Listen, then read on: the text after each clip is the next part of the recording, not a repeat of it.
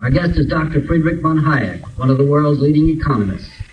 You've just met Irving R. Levine of NBC News. The other questioners on our panel today are George F. Will of the National Review, Hobart Rowan of the Washington Post, and Eileen Shanahan of the New York Times. We'll continue the questions now with Mr. Will.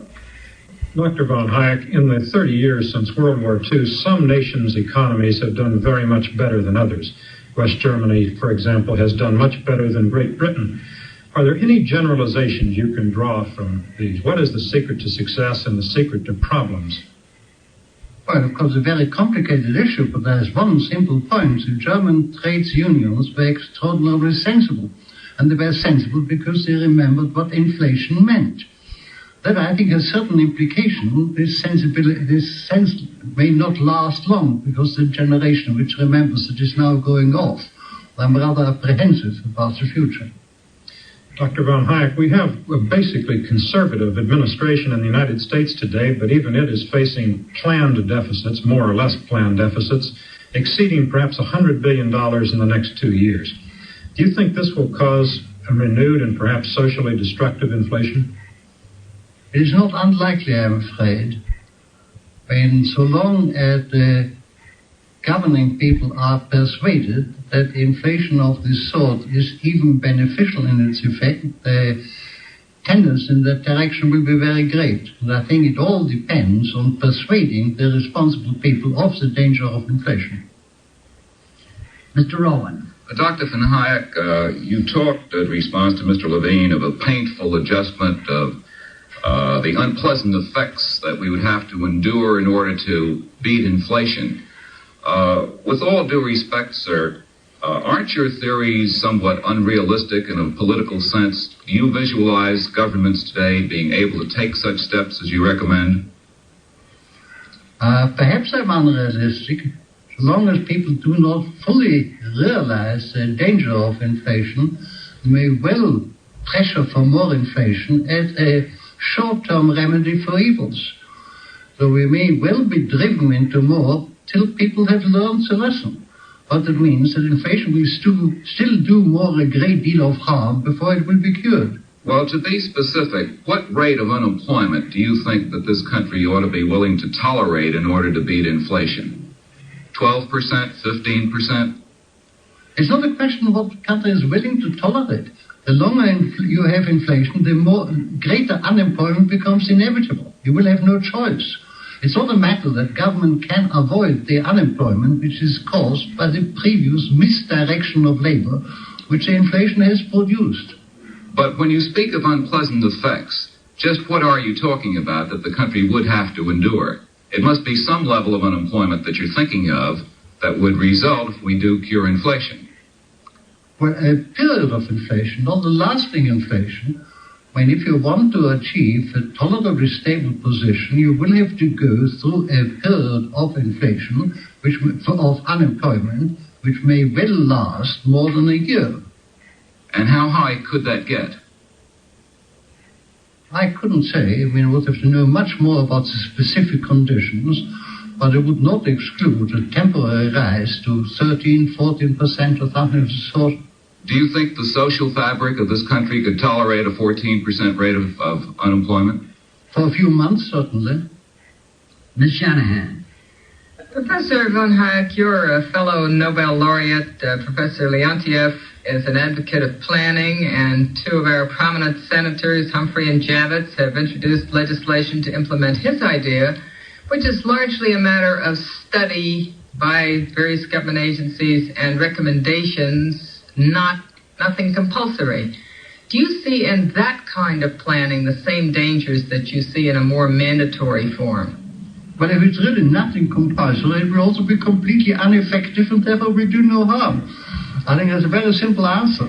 He really imagines that somehow people are being made to do what he is planning. The thought, I believe, that they have expressed is that such things as foreseeing shortages of industrial productive capacity could be highlighted, and the industry is encouraged to go ahead with building new plants, that sort of thing. Do you encompass that in your thought that it would be completely ineffective? But why call that planning? If you can give industry better information, by all means do.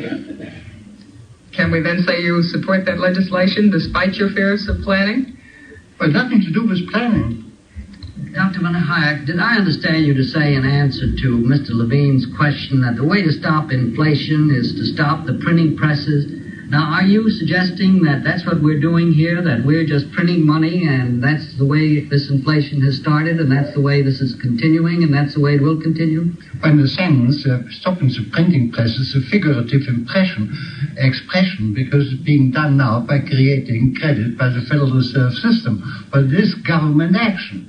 All inflation is ultimately the product of activities which government determines and can control. And all inflations have been stopped in the past by the government stopping creating money or preventing the central bank from creating more money. Well, may I add just one thing? See, all inflations have been stopped by people who believed in a very naive form of the quantitative theory and acted on that. It may be wrong, but it is adequate, the only adequate theory, effective to stop an inflation. Well, now, you've been a student, I'm sure, of the United States because you taught here for many years. What do you think has started our inflation? We've had inflation for a number of years, and I don't think that we were printing money at that time or that the Federal Reserve was necessarily dumping a great deal of money. What do you think was responsible for the beginning of our inflation? The belief in deliberate increase of aggregate demand as a means of creating employment. In effect, what's popularly called belief in Keynesian policies to create employment. Mr. Levine. Dr. von Hayek, the general belief among administration economists now is that we are near or at the bottom of the recession that we've been going through.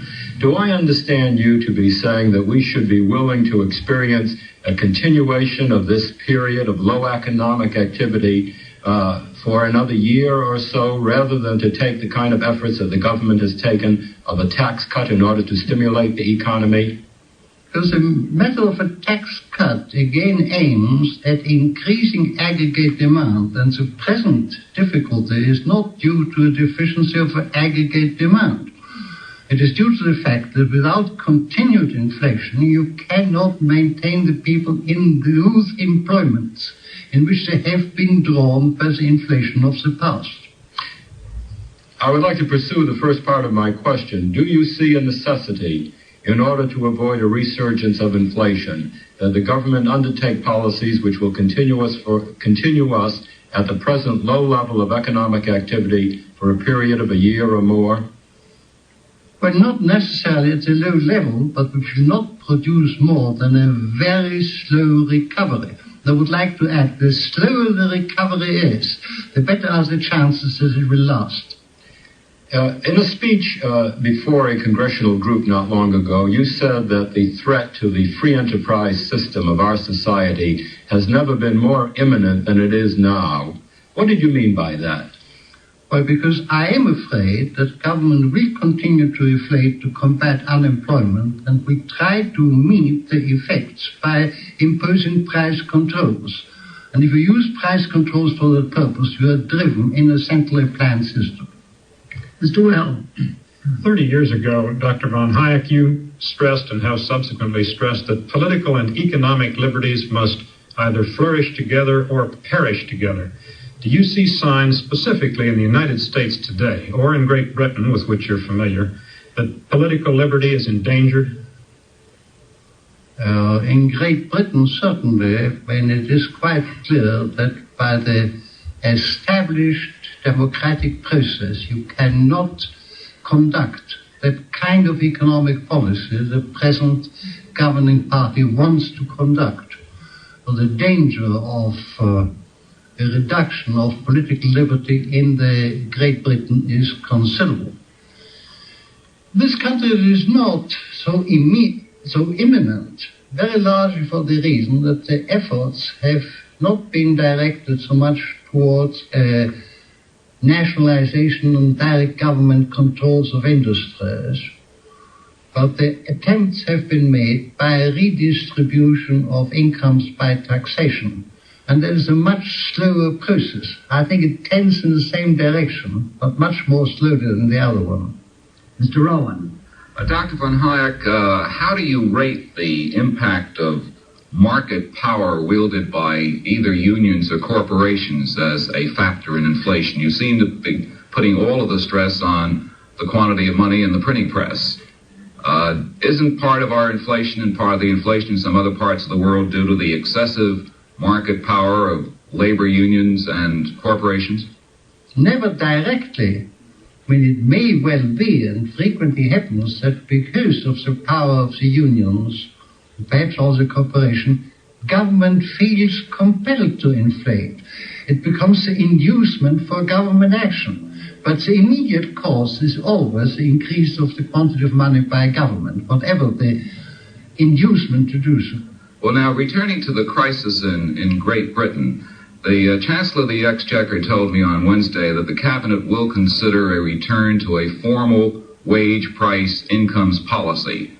What effect, if any, do you think that would have on the very high level of British inflation in wages and prices? I don't think it will help at all. See, it might be necessary as a temporary measure at the moment when you are in a position to stop the increase in the quantity of money. I do not see any prospect at all in the near future the British government effectively stopping an increase in the quantity of money. In that situation, you just disguise the effects of inflation for a time. What would be your prescription for the ills that afflict Great Britain? Oh, well, it's a problem of first persuading the public that in the present situation the pressure of the trades union does not deserve public support. That you must achieve before you can do anything by legislation reducing the powers of the trade unions. It must be a long process. I don't see any immediate cure. Ms. Shanahan. Professor von Hayek, you have always stressed government actions that inflate and government planning and controls as the great dangers to our political freedom. Many Americans see another scenario for loss of freedom in this country, which is economic policies that now have unemployment in the center cities among black youth over 40%, and that their anger and frustration can lead to violence, which in turn will lead to repressive governmental action. What do you say to that scenario? Can we just sit idly by and let that happen? No, but it goes back to the same cause. The unemployment of which you speak, which is the initial cause, is due to labor being temporarily directed into places or activities or industries where they cannot be maintained without inflation, further inflation.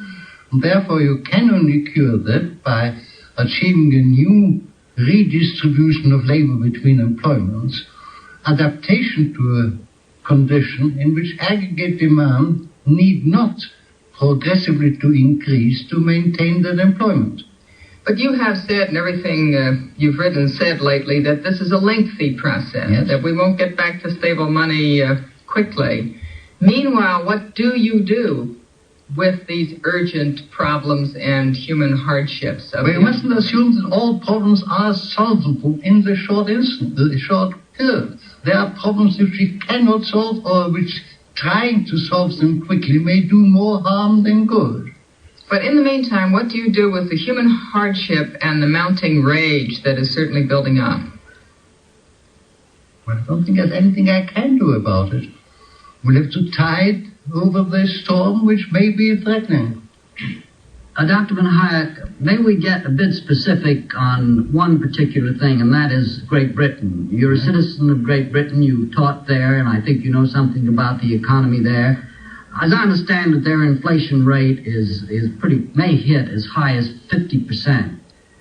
What is the consequences of something of that kind? What do you see is going to happen in the country of which you're a citizen? Well, you get a very severe economic crisis with fairly extensive unemployment the moment inflation stops.